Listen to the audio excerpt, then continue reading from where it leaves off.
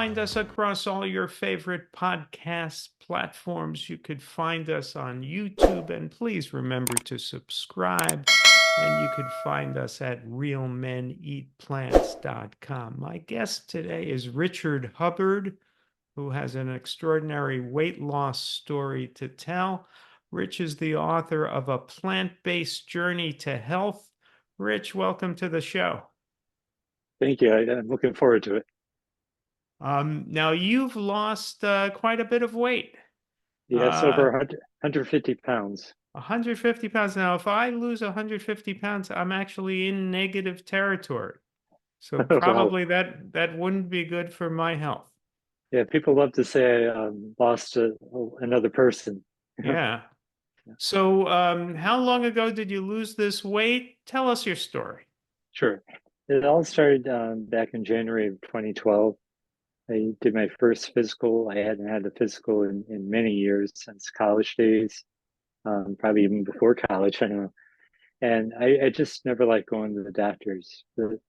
I was very overweight, and I was avoiding the issue until I finally had that physical. Now, how much But did you weigh at the time? yeah, it was 345 plus pounds. I had stopped weighing myself at a certain point because I didn't want to see it hit 350, even Um, though I'm sure it was over that. well, let's go back a step. At what point, I mean, were you overweight as a kid? Were you overweight as a, I when did you get that I overweight? wasn't really obese, but I was certainly I had a little pot belly as a kid, but I certainly wasn't huge. So It, when it, when that did you did, become huge? yeah, that didn't start until after I graduated college, and bad habits took over. Like I wasn't doing any exercise, eating all the wrong foods, eating too much food. I joked in my book, excuse me, that I likened myself to Nike from those Life commercials because anything in front of me, people would say, "Give it to me, I'll eat it," you know. And that was me. If there was food there, they always offer it to me, and just they knew I would overindulge, especially at work, and nobody was really helping me at that on that end because I was just getting heavier over the years, and I loved candy, and there's lots of candy around the office. I ate it all. There's one place I worked, they had a stash of candy in a drawer, and my coworkers and I would raid it every night, and it was just not a healthy environment. So And was it the case that instead of people making mean comments about your weight, that they kind of included you and made light comments about, oh, give yeah, it to Richard to eat. So exactly, it was like a more pleasant way of reminding you that you were overweight all the time. exactly. Although I have heard hurtful comments too over the years, but it wasn't Yeah. as much about that. I mean, I definitely knew I was obese, but I just denied it. I would make it, more like it wasn't that bad. I kept trying to tell myself, even though diabetes is running in my family. My mom had it at the time, and I'm proud to say reversed it herself. But that's a different story later on. But anyway, so all these people around me were diabetic and sick, and my dad was on a lot of meds as well, and just different people I knew were sick, and I knew I was, subconsciously in my mind, I knew I was heading down that same path, and yet I was doing nothing to stop it. So it was sort of a depressing time. All I, right. I, I, I So how old were you when you went to this doctor? it's Uh, 39. 39. Yeah. So you're 39 years old and you go to the doctor, and then what happens? He told me what I was dreading. I still remember those words. He said I was morbidly obese. Nobody ever used those terms before. I don't know why it just kind of woke me up when I heard those words. and it scared me.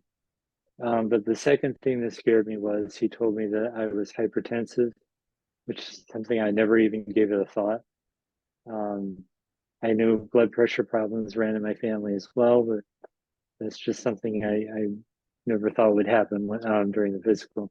You remember And how hypertensive you were? What your blood it was pressure like was? 150 over 100, Okay. somewhere around there. Yeah. I mean, I know there's higher, but um, compared to what my blood pressure is now, that was extremely high. Right. you know, And so he threatened to put me on meds. He said he'd give me another appointment to see how it was. He And the wanted to follow-up give you appointment, meds for your blood pressure and yes. also for your cholesterol, I'm guessing? The cholesterol was high, but he wasn't as concerned, and the blood sugar was. Interestingly, he didn't do an A1C, which I don't know why he didn't at the time. Right. But my blood sugar was a little high at the time. But you can't really gauge if you're somebody's pre-diabetic just from one lab work. So Right. looking back, I don't know why he didn't test it, but he was concerned about the blood sugar, but not as concerned about the hypertension. So a few weeks later, I go back. The blood pressure was still high. He had the lab work results at the time, was saying that I could be pre-diabetic. He's going to keep an eye on that. He's concerned about the cholesterol. So everything was wrong. I had all the symptoms of heart disease and diabetes and everything, and I was scared. Um, he wrote the script. I remember going to CVS and picking up the pills, reading the side effects, and then I talked to my mom because she's a registered nurse, and I asked her opinion, and her opinion was just basically, "What's the big deal? Everybody's on something." Mhm. Like it was bound to happen. And like it's no big deal. Everybody she knows, I mean, all her clients are on pills because that's what she does is pass out pills as if part of life. Right. You're But 39 already. It's time to start taking medicine, right? exactly. Yeah.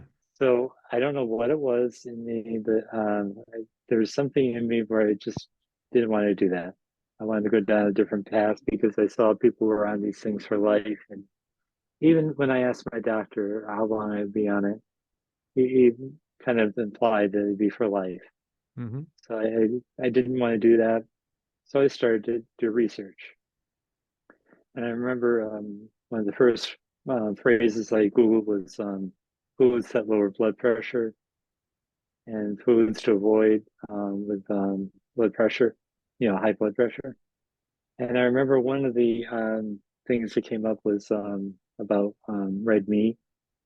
So at the time, I gave up red meat, and I wanted to keep taking a step further. And I remember aspartame was another thing I read somewhere, and also doing this research, it expanded more than just blood pressure. If I read it could cause blood sugar problems or whatever, I was thinking about that as well. So I would Google different phrases. And what I was really doing was gradually turning whole food plant based. And another wake up call was in April of 2012. I don't know how I happened to be home at the time. Dr. Roz had an episode with Dr. Furman on it, and I happened to catch that episode, and that was life changing because ever since then, even if my diet wasn't perfect back then, still I was working toward it. But I would include G bombs, and I still include. And for those who don't know, that's greens, beans, onions, mushrooms, berries, and seeds. So that essentially became the big part of my diet. So I was going more toward whole food plant based because when you have your big salads and everything, you're crowding out your stomach, so you don't have room for these junk foods. Now, were you still So eating chicken, fish, eggs, dairy? I was until 2016, very minimal. But it So was this was when you went to the doctor, it was 2012. yes. So So it I was a was slow 4-year transition to the yeah, vegan it's diet. probably I'd say it was 90%, but I still had like turkey and eggs during that time, Hmm. just because of the ridiculous fear I had of not getting enough protein. Right, And I know it's ridiculous now, but back then that's what it was. Just, oh right, my God, if I don't have this, I'm gonna lose muscle or whatever. right. But I do say that even 90% whole food plant-based, by the end of year one, so December 2012, I was at 120 pound weight loss. In 1 year, 120-pound weight loss, Yep, just by yep. eating I, more I mean, plants and less meat. yeah, and I was Wait, working out like a maniac, which I probably didn't have to do because it would have fell off anyway. uh-huh.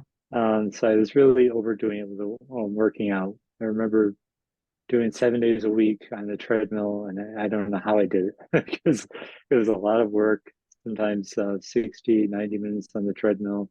Uh-huh. I was heavy in the beginning. I don't know how I didn't just drop at the time just doing that. Yeah, But yeah, I didn't have to work as hard because I have friends who have lost this weight without doing exercise, and it right. does work. In general, the recommendation is that when someone is morbidly obese, take the exercise a little more gradually, Exactly. concentrate on the diet, maybe do more and more walking. Yeah. Uh, but if you're morbidly obese, you probably don't want to run any marathons. No, definitely not. I So, wouldn't definitely wouldn't have been able to do that. right. So the exercise is not the main key to losing weight, but No, it helps facilitate it down the road. exactly. Exactly. So you lose 120 pounds Yep. in year one, and ultimately you would lose about 150 pounds. So you had 30 more to Y- lose. Yes. And if you don't mind, I wanted to backtrack because I just realized I left this out. 6 months after my initial physical, I went Uh-huh. back to that doctor. And, at that point, he's probably down 70 pounds or whatever. And he was just so impressed. He says, I did something that probably less than 5% of his patients have done. He's never seen anything like it. Even at that point, I wasn't at my lowest. And he was so impressed. He says, I'm not going to need the meds. My blood pressure is already normalized. At the time, it was probably like 120 over 80 or something. It didn't get down to where it normally is now, but it was much healthier in his eyes. Now, had you had a conversation with a doctor saying, I don't want to take the meds, I'm going to try Oh diet? yeah, I did. How did Um, that go? yeah, what I did was after I picked up the pills, I talked to my mom. I did call him up and say, I don't want to take the pills. If there's any way, if I lose the weight, because he had a conversation, I need to start losing weight. If I lose the weight and the blood pressure comes down, is he willing to, hold off on the meds? And he gave me 6 months. So I was really, I was pushing myself after that because I really wanted this blood pressure down, which is why I was exercising as hard as I was too, because I wanted to prove I could do it. Now, And as you're losing the weight, did your friends and colleagues at work say, hey, let's give the yeah, candy to Rich, or did they begin to no, back no. off? Well, at that point, I had a different job, Oh, and this okay. job wasn't as but there wasn't as much about food at this job, but I mean, I was very not used to having all this attention, and I Mhm. would downplay my weight loss. I remember when I was like 50 pounds down or 70 pounds down, I would downplay it. I would say, oh, it's only 20 pounds. And gradually by the end of the year, it was getting ridiculous trying to say it was just, a little bit of weight because it was so noticeable. So that got me to open up more about really how much weight I lost. And I eventually became proud of it.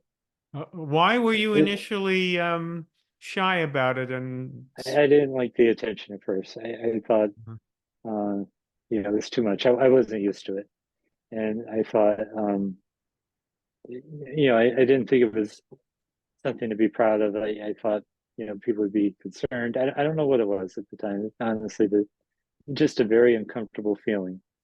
And it wasn't until, at the end of that first year that I thought I should be proud of this. And you know what it was? I think also, I was doing wellness challenges during that year, and I remember at the end of that challenge, there was a newspaper reporter, and he did a story about my weight loss. uh-huh. And I thought, this is going to be in the papers. I better, I better own up to it. And so it just got me gradually more and more proud of my story. And I think also, as more people approach me about how do they lose weight, that also made me own up to it as well. Okay, now I'm sure that as you're losing weight, you're not eating the candy anymore, right? No, no, Okay, no, so now that's kind of a no-brainer. I think we all know that candy is unhealthy and that exactly. it leads to weight gain. And so clearly with the candy, you were just doing what was obvious, giving up the Yeah, candy. exactly. But you were also giving up meat. Yeah. And I imagine cutting way back on dairy, right? Oh, yeah. That was another tough thing. Yeah. Yeah. Did you have any dairy at all, or did you eliminate it? I did have minimal dairy again. It was Okay. only certain things like I remember, and I used to think it was disgusting, but I ate it because of the protein. Right, right, Fage, plain yogurt, Greek yogurt, because I thought there's no sugar in it. right. This is healthy, but So you cut way back, but didn't quite eliminate the dairy, and you cut right, way back, but didn't quite eliminate the meat. right. Now, with that, that wasn't the kind of thing that for most people would be a no-brainer. Because a lot Hmm. of people look Exactly, to this day, there are people who insanely make the argument that eating meat, you could lose weight. Uh, exactly. So in that case, you were doing something that people may have disagreed with, cutting out Hmm. meat. Yep. Um, did you begin to feel, wait a minute, how come everybody's wrong about this? You Oh, know, yeah, yeah. I did question that. I would do vegan challenges. This is many years before I became fully vegan, and I would do week-long challenges here and there, and I felt great. And I'm wondering what's all the negativity about. And people would think I'm nuts if I said I was doing a vegan challenge, or I had another friend who said I did that. I couldn't do it long, and so you have got this false impression that it wasn't sustainable, and you're not getting enough protein, and it's just a lot of uh, wrong ideas I heard. so you were edging towards a vegan diet without yet Yes, I was. embracing veganism. Yeah, exactly. And were you thinking, gee, could it be possible that this vegan idea is actually right and maybe I should go all the way? I was thinking that, but yeah, I had that constant fear, like I told you Uh-huh. about, not getting enough nutrients, protein, Uh-huh. especially since Did, that's did what you they st have ingrained in your mind. did you start Googling the prominent vegan I doctors? did. And you know what it was? There's one man who actually changed my life. It's Robert Cheek, the vegan bodybuilder. I mean, I did listen to all the plant-based doctors at the time. I followed all of them. But really, it was the reason he woke me up is because at the time I was still trying to fight this loose skin, and I wanted to build more muscle. And I thought, I don't know how I ended up Googling vegan bodybuilders, but I did. Uh-huh. And he came up, and I saw that he had a journal along with his book. I bought his book, Shred It. And the workout journal was for 13 weeks. And I thought to myself, I'm going to do this challenge as longer than any other vegan challenge I've ever done. And I also bought his vegan sweatshirt. This is a different one that he sells. But anyway, I bought his vegan sweatshirt, and I started to wear it around because I wanted people to know I was doing this challenge for 13 weeks. And the reason why I was doing that is because if I was building muscle, I wanted people to know that I was fully vegan doing this. And, they were noticing the difference with somebody who's 100% vegan. So at the end of the 13 weeks, I was building more muscle than I was as a somebody who was eating minimal animal products. And after 13 weeks, at the time, I didn't realize that I was going to go fully vegan. I always intended to go back to animal products after that. But after 13 weeks, I felt so good. And watching ethical videos about what happens to animals, I never wanted to go back. So how long ago was that now? That was in September 6th, 2016. I remember the exact date because I had my last dinner. I was out with some friends, and it was chicken marsala I had, and that was it. I said, this is it for 13 weeks. But after 13 weeks, there was no more after that either. So Okay.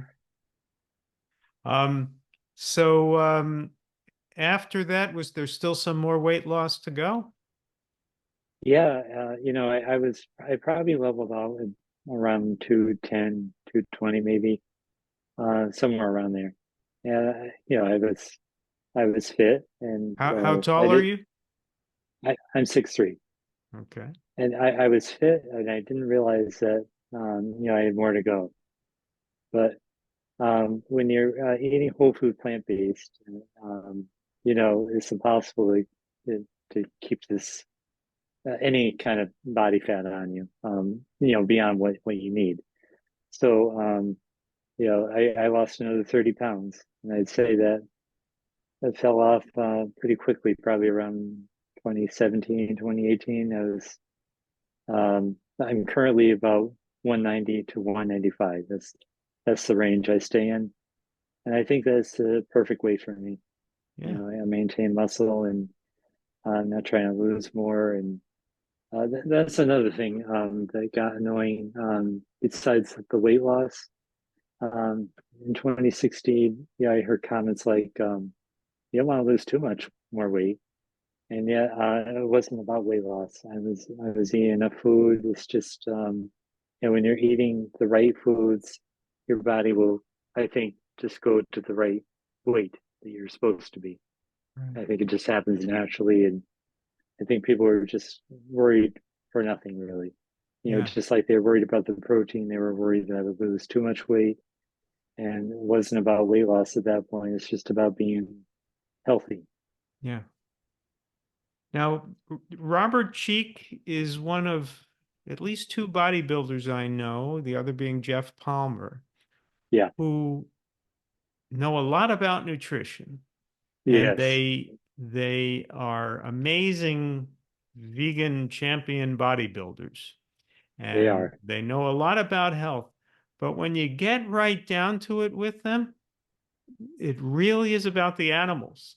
They their Exactly. their Exactly. primary motivation for this lifestyle is their concern for the animals, Exactly. um, which you wouldn't expect because you might think, oh, it was first because they realized it would help them build muscle Exactly. or just in general about health. But no, they're really about the animals first, and all this kind of follows for them. Um, with you, you were losing weight to try to stay off meds, Yeah.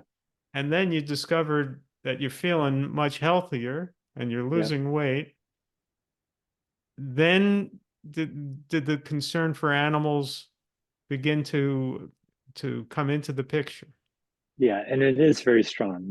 My compassion, and it built up over the years. And even now, if somebody were to say meat is healthy, I would never go back to it just because I know what the animals go through. Too many people are just going blindly, at the stores buying meat. not even thinking about where it comes from. And I could never be a part of that anymore. Yeah. Um, Now talk to me about the issue of body shaming, because Yeah, this is a tricky one for me, because nobody wants to body shame anyone, or at least I exactly. don't, and I'm sure you don't. Exactly. And nobody wants to make anyone feel bad Yeah. for, And anything yeah, related to physical appearance. On the yeah, other hand, there's a risk on the other side, which is a risk I would argue that we are encountering, which is when you have this anti-body shaming movement that says, yeah, body positivity, I guess they call it. mhm, Well, what they're doing is normalizing obesity exactly. and almost sometimes celebrating obesity. And obesity is a disease state. Hmm. So, what are your thoughts on this issue of body shaming? Yeah, yeah. It's kind of a double-edged sword because I could see it from both sides. I was experienced body shaming, and not as much as other people, but I know how it feels, and it's an awful thing.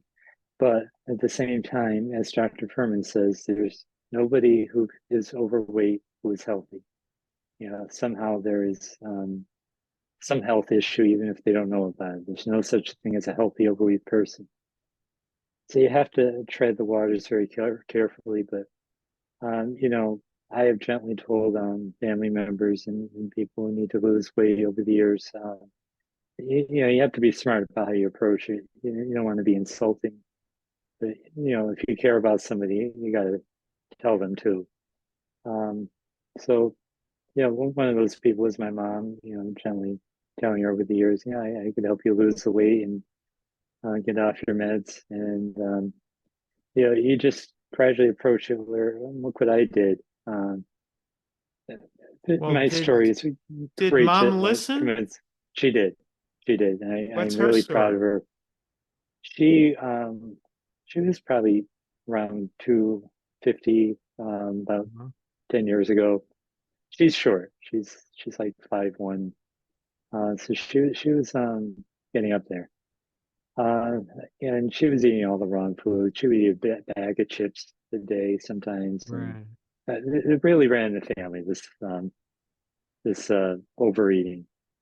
Except interestingly, on my dad's side, not so much, which I'll get to in a minute. But so she was getting to be obese, and her weight loss is gradual, and because she wasn't as aggressive about it as I was, but she is now fully whole food plant based, and I'd say she weighs about 135, 140. Wow. So she Yeah, lost almost half her weight. yeah, and something she never thought because she was a nurse giving meds to everybody. She never thought she'd be off meds. Now, today, she's not on any meds, Wow. and I just am so proud of her because she's in her early 70s.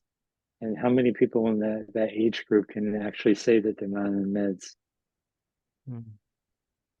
But the man she was married to, my dad, they divorced many years ago.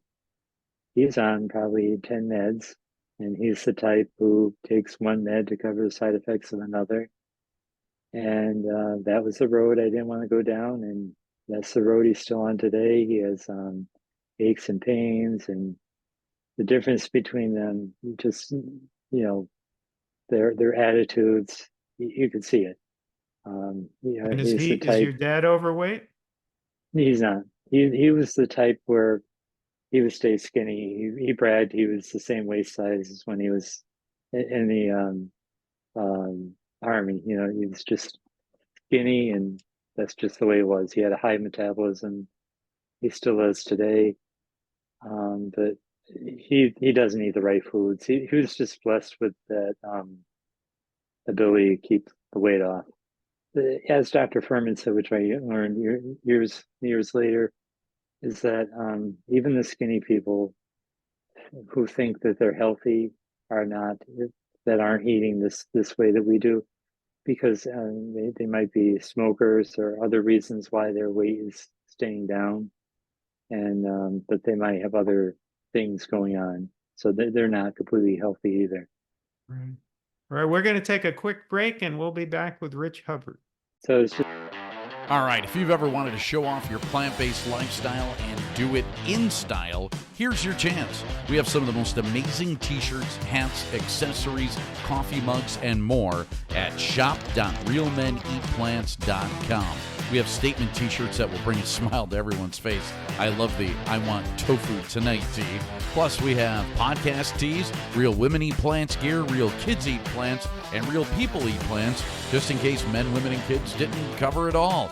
Yeah, we love you and love that you want to show off that healthy lifestyle of yours. Again, check out our high-quality gear at shop.realmeneatplants.com and enjoy. So, Rich, you had tremendous success getting your mother on a plant-based diet. She's lost almost half her weight, but with your father, no luck. nope. Unfortunately, he just does what he does, and he Does he developed. have? I mean, he's seen your dramatic weight loss. He has. He's seen And his ex-wife's dramatic weight loss. exactly. Um, and he's seen you avoid meds and her get off her meds, Yep. and he's on a lot of meds. What's his Yep. argument against doing what's worked for the other members of the family?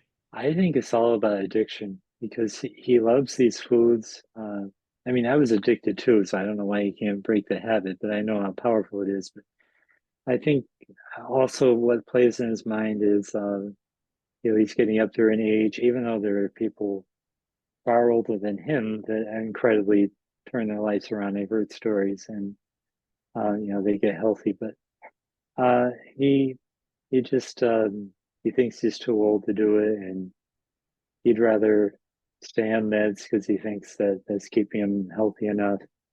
Even though he complains about body aches, and he has something.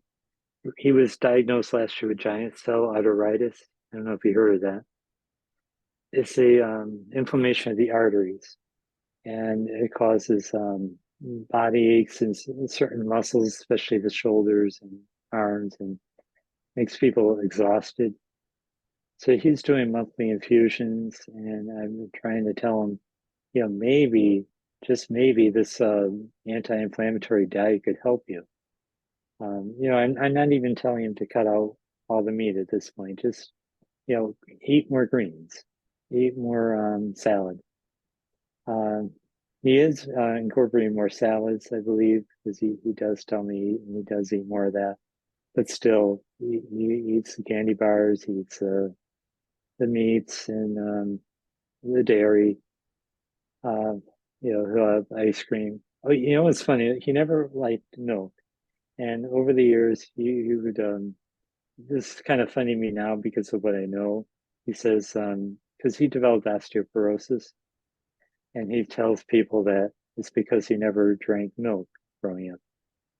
And now, knowing what I know today, if he drank milk, he probably would be in worse shape now Right. because that actually leaches the bones of calcium. Who Yeah, the knew? the nations that consume the most milk get the most osteoporosis.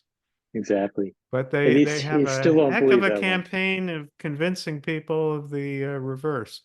especially people of his age group, because he still believes that, despite what I say. Mm, mm, yeah. There used to be those commercials. I don't know if they ever run them anymore. Milk builds strong bodies 12 ways or something like that. Yeah, So have you had luck with friends, getting friends I to go have. vegan? I have. I've done vegan challenges over the years.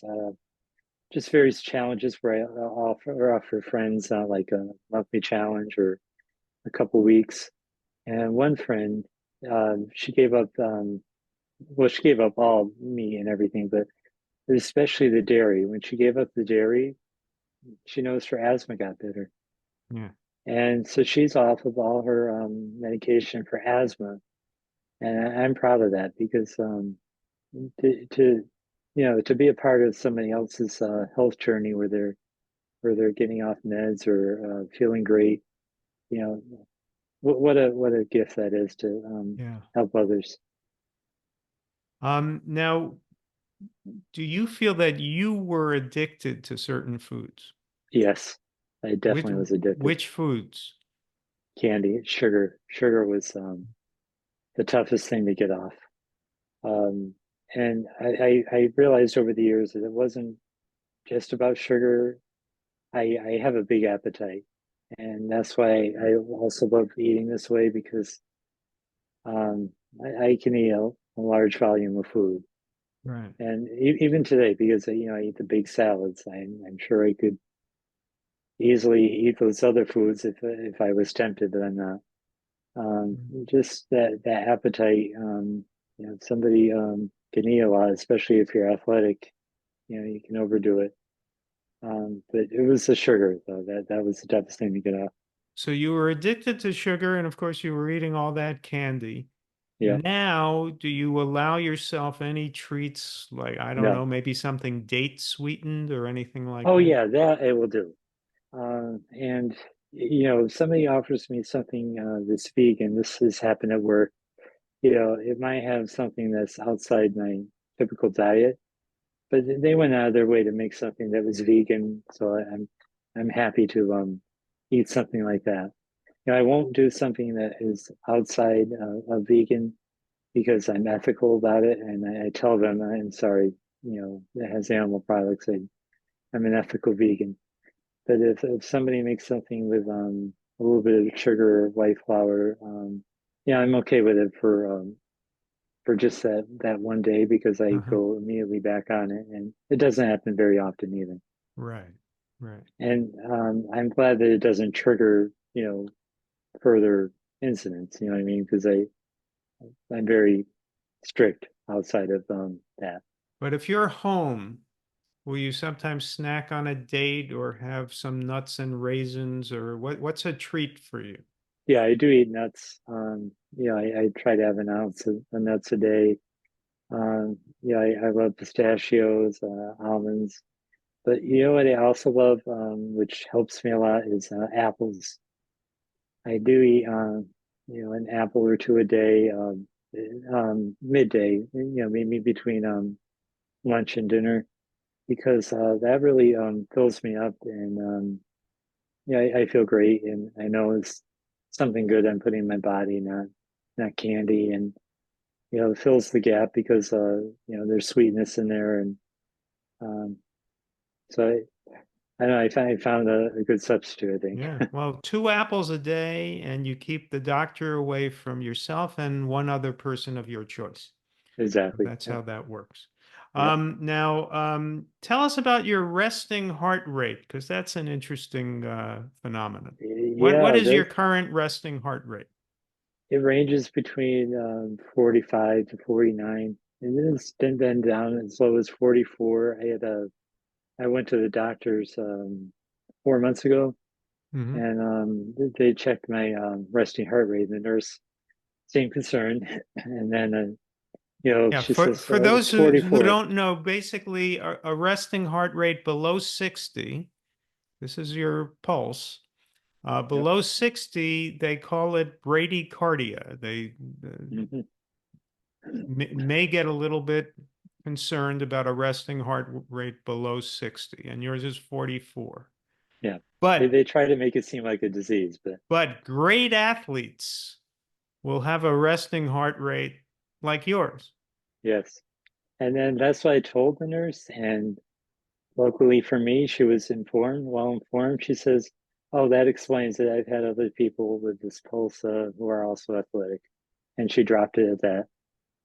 So in your case, do you attribute your low, healthfully low, I'll add, resting heart rate to your athleticism? You work out a lot, That's you part of it. run, But you know what or else do it you is? attribute it to your diet or both? I also attribute it to my diet because beans and lentils, they supposedly, Dr. Greger's done a video on this, they lower the resting heart rate as well. And I eat beans every day, a cup of beans. Um, and I think that's part of it too. Well, my resting heart rate is around 50 or so. Hmm. So Yep. I have just decided that that just means I'm a great athlete. But But you do eat beans too, though, right? I As eat well. beans and Yeah. lentils. Yep. So there you go. I think So, they both play. what Yeah. is there to be concerned about if the heart isn't working as much? You would think that That's might be a good exactly. thing, right? Exactly. But we're against the norm. And when you're against the norm, these typical doctors who see patients with pulses of 90, they're not used to it. Yeah. And I've even been told my blood pressure was concerned.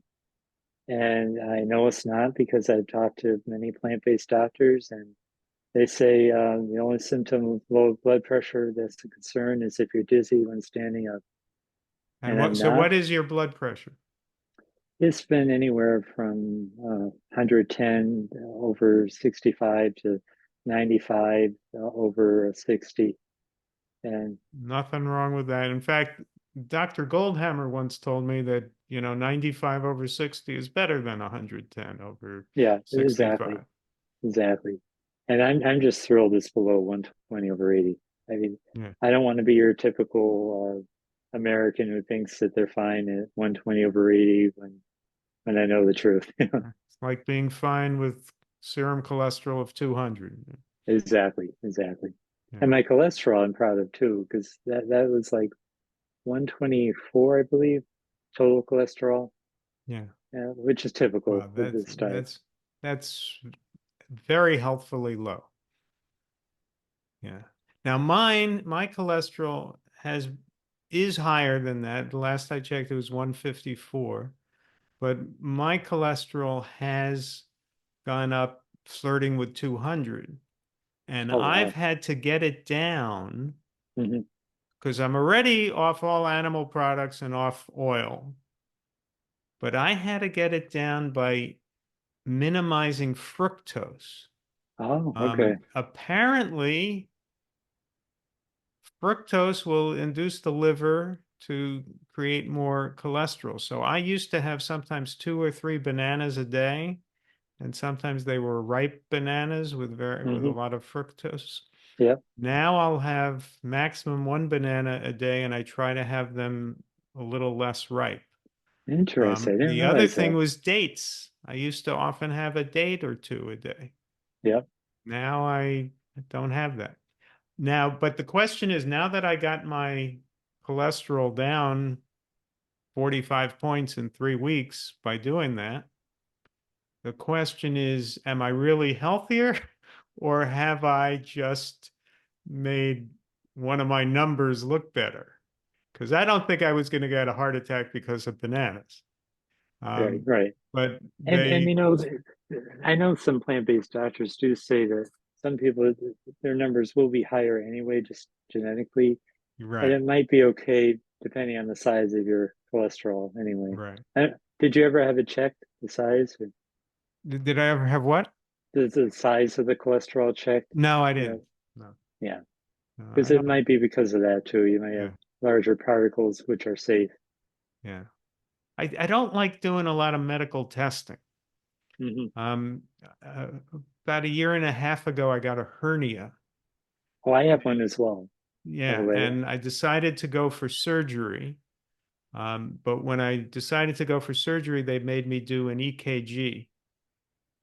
And then when I did the EKG, it turned up that low heart rate. Oh, And they yeah. wanted me to do an ultrasound, echocardiogram, I think they called it, to make sure that I could live through hernia Uh-huh. surgery, right?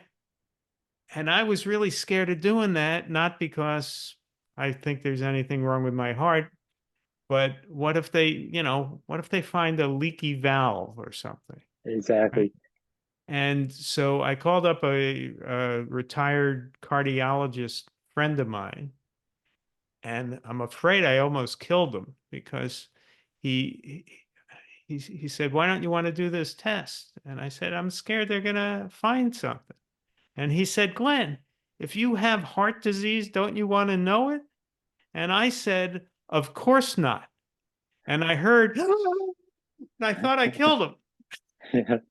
but I don't. I don't want to go looking for problems. I'm feeling fine. So anyway, they forced me to do the test to have the surgery. I did the test. The guy said my heart was terrific. I had the surgery. I went to the best hernia surgeon in the country, I think, who did it without that synthetic mesh that they put in. That's what I worried. That's why I didn't get it repaired. Did you have the inguinal? I'll go to Sarasota to my guy. That's what I was thinking if I do get it repaired. Yeah, the Yeah. inguinal hernia? What's that? Yeah, You it had was the an inguinal? inguinal hernia. That's what I had. It's Yeah. the Center for Hernia Repair in Sarasota, Florida, Yes, where I if know you, it well. I actually did a consultation there. yeah, that's where you go. But my doctor said I had less than a 40,000% chance. I mean, 1 in 40,000 that would ever strangulate. So it's Right. not painful. Right. So I elected to So, not so get it that's your repaired. choice, either doing nothing or going to the place where they'll do it Right. without the mesh. But you know what they say about testing? That when you do one test, like a CAT scan, they're always bound to find something, Yeah. even if something would never be a problem. Yeah. And the interesting thing about testing, because you brought it up, I'm about the only one I know of in my peers who hasn't done a colonoscopy. And the reason why, not only because I'm afraid of tests, is because of the inguinal hernia. The doctor agreed that it could cause issues. There's a Right. chance. So I've done the what's it, Cologuard, and which Uh-huh. was fine. And my doctor, he doesn't want to aggravate it either, which is great.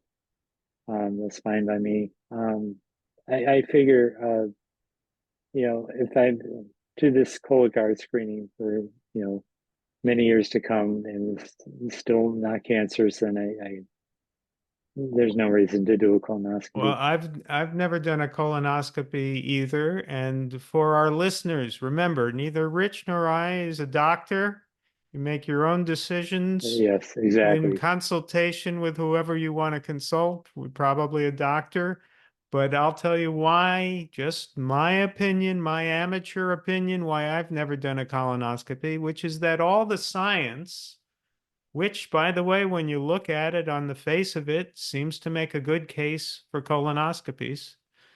There's a certain small percentage of people who suffer negative effects, perforated colon, other effects from the anesthesia or whatever that are negative. But then you look at how many lives presumably are saved, polyps found, and so forth. And the doctors look at those numbers and they say, well, yeah, there's a little bit of risk, but there's more reward. So we recommend it. And that seems to make sense, except all those numbers are based on the American people. Hmm. It's based on Yep, the American population. What do I have in common with these people other than I speak the exactly. same language? I'm not eating Exactly. what they're eating. So they have no science that relates to you or me. If they ever do a study of 100,000 people on a whole food plant-based diet getting colonoscopies or not getting colonoscopies, I'll look at it. Until they do that study, and they never will, the science is irrelevant. They don't have Yeah, science that relates to us. Therefore, true. maybe there's more risk than reward, and there's certainly a good deal of inconvenience. So I don't want to do it. Yep, Just my opinion, folks. Don't listen to me. Do whatever exactly. you want. All right. So we are talking with Rich Hubbard. You are listening to two people who've never had a colonoscopy, so we won't talk about colonoscopies anymore. Um, my next question to you, Rich, is this. The food you eat now, Hmm. does it taste better than the food you used to eat? Definitely, definitely. So tell Your us taste, about that, because you were probably perfectly happy with your hot dogs and hamburgers and meatloaf or whatever you were eating then, pizza with the exactly. cheese. And you were probably Yeah, thinking, this food is delicious. I don't want to give it up. exactly. And now, how do you feel? I feel so much better now with the food I eat. And I'll tell you a story why. Because now I can imagine exactly what that candy bar tastes like. And to me, it tastes nothing that I'd like now. Now it seems like it's all chemicals. Doesn't really seem like a real taste. I mean, I imagine exactly what it tastes like. and it's not appealing anymore. To me, it's disgusting. Overly sweet, not natural. And I realized that I've overcome my addiction when I think about how it tastes. The foods I used to love just really aren't appealing anymore. You could have a date um, or banana, any kind of fruit, and it's way more satisfying than Yeah. the candy ever was. What are your favorite foods to eat now? What's a Um, favorite dinner? my favorite, well, let me start with breakfast, if you don't mind, because I've been doing this since 2012. Oatmeal. What I do is I've recently, probably 6 months ago, I finally found some groat oats. Those are the ones that aren't processed. I've been wanting to try those for years. So now I have groat oats every morning, and That's the highest form of oat, the it healthiest. is, Yeah. and it's heartier, and I love it. It's my favorite breakfast. How I long have does it. that take to prepare? Well, you can do an overnight version too. But if I have time, if I'm working, I'll just check on it, and it could take 45 minutes sometimes. Boil Mhm. and mix. But if I have time, if I'm working on something else, I could just go back, and when it's ready, it's fine. Mhm. Or you can do an overnight version. And I have the typical berries, flax or chia seeds, walnuts. And that is my favorite breakfast. I love it way more than I ever did eggs or the egg McMuffins that I used to eat, um, which were never satisfying. Um, this satisfies me until lunchtime. And I have the big salad ever since I learned about Dr. Furman. Tons of greens, tomatoes, onions. I prepare this ahead of time, days ahead sometimes, just so I have them ready. And I enjoy the salads with some walnuts on top, or I'll have just balsamic vinegar, just plain vinegar. I don't need any oil. And sometimes I'll add mustard with no sodium, uh, just a little bit of mustard because it has turmeric in it, just for some flavor. I found that I love spices, especially with. Are you familiar with Dr. Sunil Pai? Um, I know that I'm not very familiar. I've come Okay, across the name. yeah, he's done a number of podcasts on Chef AJ's show about Uh-huh. spices, Yeah. and I've learned so many spices from him, and I've been incorporating more and more spices. And I just love to add different kinds of spices now to food. Now, spices are the most nutrient dense foods on the planet. They are. But you have to get organic, which I've learned from Dr. Pai, Okay. because some of these are heavily contaminated with metals, and especially the cheap kind that are in Mhm. plastic. And so I'm careful with what kinds I buy, Mhm. they add so much flavor and contain so many antioxidants and nutrients that what also is interesting. I found that I love spicy food, which I never used to, and I never realized that I could tolerate it. But I do like spicy food now. Do you use cayenne pepper? I do, yeah. I mean, not daily, but that's one of my spices. Uh, jalapeno pepper spice as well. Um, cardamom, turmeric. I love turmeric. Just so many new spices that the average American, they don't really open their eyes to all this out there. I Right. don't think, because when I was the average American, I would never try these things. Now, those spicy red pepper flakes, are those healthy? I hope they are, because sometimes they have. I have That's a to good research question. that. I'm not sure. Yeah. Um, And for dinner, I'll have maybe some steamed veggies. I love potatoes, baked potatoes. or purple sweet potatoes is my favorite now. I love purple sweet potatoes. They're great. Yeah. And Japanese sweet potatoes. Yeah. I love everything purple. Purple grapes, Yes. Yeah, purple me too. sweet potatoes. You know what I can't find is seeded grapes. Ever since I heard Dr. Greger say that nutrients are in the seeds, I never can seem to locate them. I'm sorry. What is it you Oh, can't find? seeded grapes. Seeded You know, grapes. grapes with seeds. I'm not able to find them anywhere. I don't know if you are. They're supposed to be healthier? That's what Dr. Greger said. He did a recent video on that. Yeah. I mean, grapes are nutritious, but if you can find the seeds, they're even more nutritious. Yeah. Yeah, I heard Jerry Seinfeld recently talk about how the heck the seedless watermelons propagate.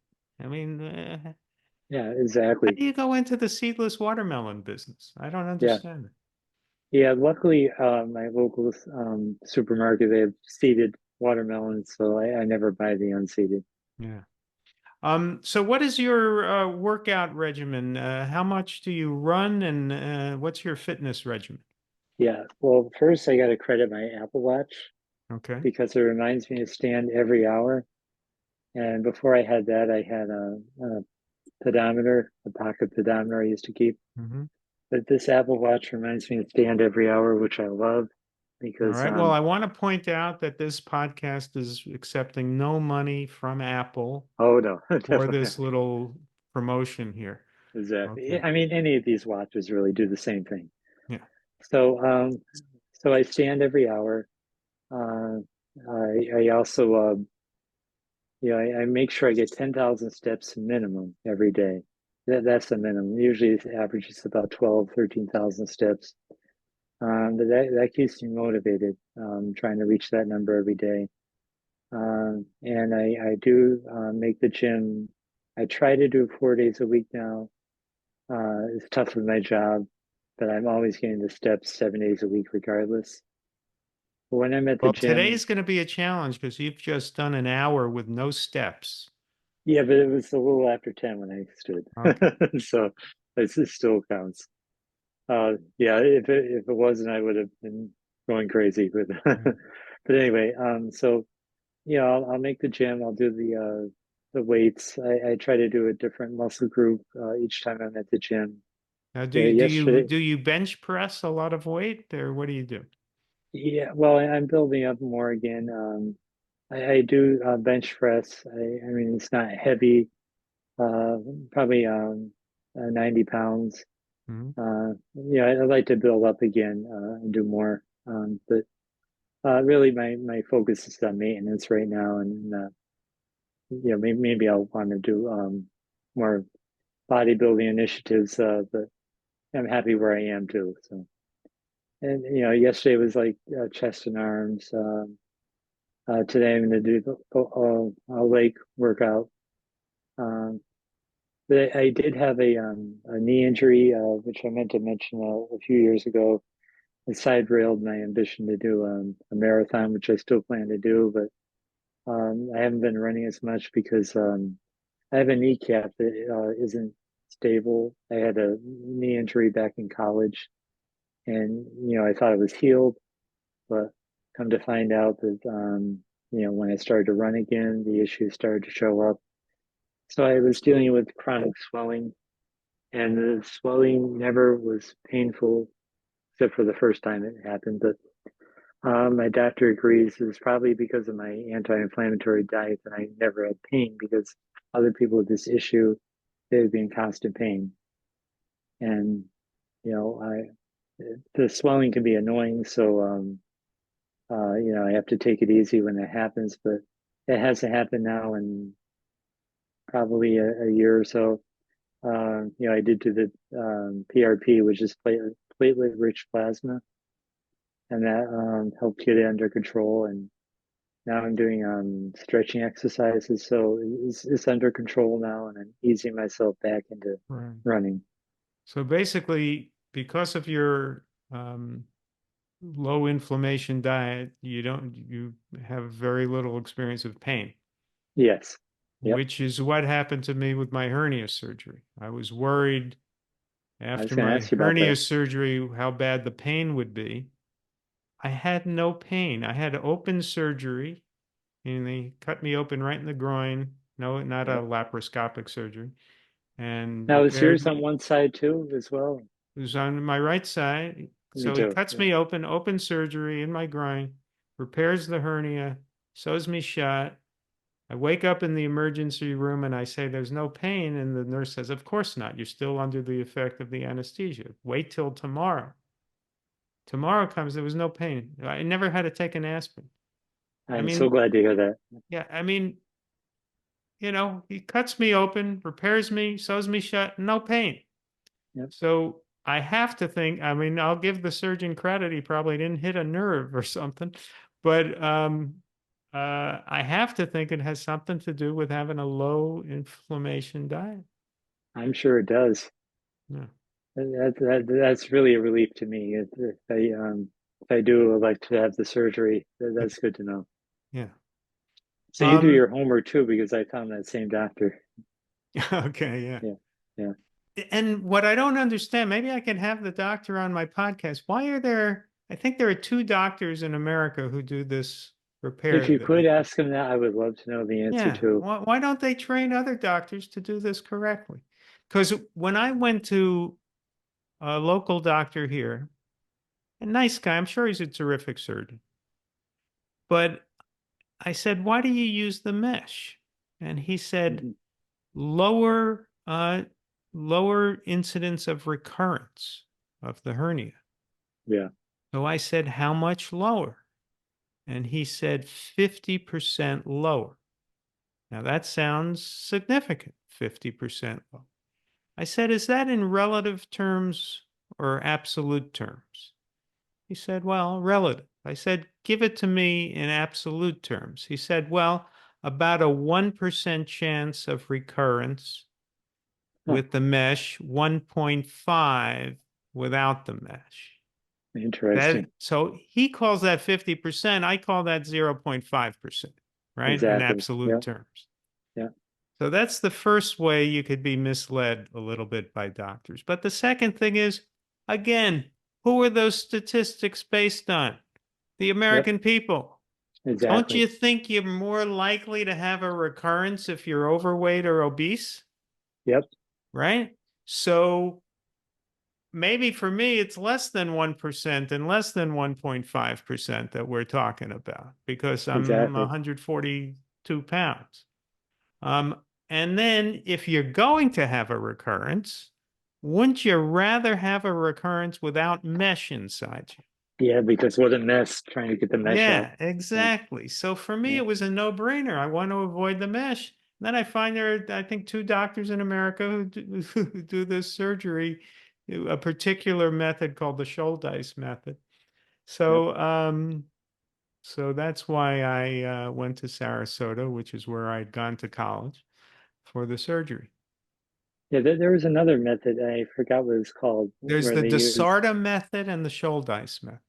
yeah, I didn't know this was going to be a podcast about hernias, but I there you know, go. but it really interests me though, because Yeah. I'm glad you're talking about Yeah. Well, who knows how many hernia surgeries there are every year in America. it. Yeah, And almost everyone's getting this synthetic mesh.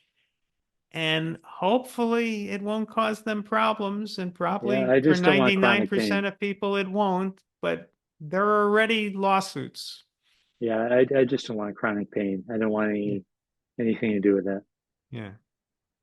Um, so how many hours a day was it 1 hour a day or so that you work out? At the gym, it averages between maybe an hour and hour and a half. And you But, try to get but there every day? no, no, 4 days a week. I Four try. days a week. Okay. Sometimes it's 3 days a week. And when you're not doing a formal workout at the gym, and when I say formal, I don't mean in a tuxedo, but I Yeah. mean when you're not doing a real actual workout at the gym, do you try to walk a lot? What Oh do you yeah, yeah, definitely, definitely. so I every day walk at there's work some exercise. every day. Yep. I just have to get those steps in. Yep. Uh-huh. Um, all right. So one final question here. Looking back to when you were 350 pounds Mhm. and the way you used to eat and how you probably felt out of control. Yep. And now you've taken control of your life and you eat human food and you enjoy your food more than you did then. When you look back at it, do you get a little angry or a little uh, um, annoyed, to say the least, that you were Well, misled about what food is?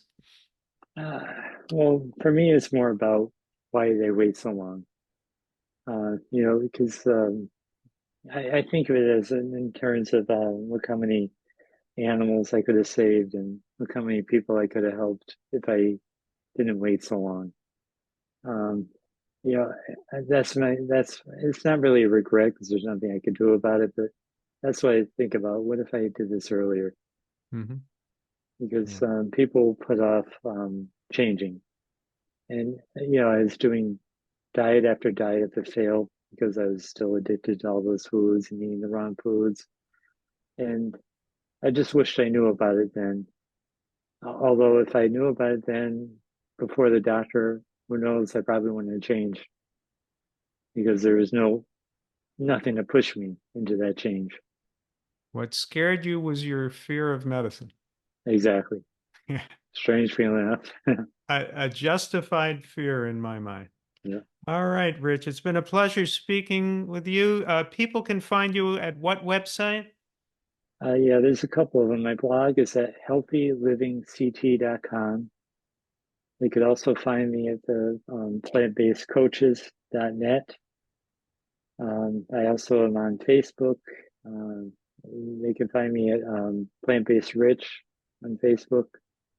I'm on Instagram, Plant Based Rich, and also what's the other one? I have so many. Well, I remember one more thing, which is they could find your book, A Plant-Based Journey to Health, on Yes, Amazon. that's on Amazon. Yes. All right. Well, thanks for joining us today, Rich, and we'll see you soon. Okay, I had fun. Thank you. Take care. This has been the Glenn Mercer Show, where everyone listening turns vegan, regains their health, and annoys their friends and relatives. Find us on YouTube at The Glenn Mercer Show and across all your major podcast platforms. Don't forget to subscribe.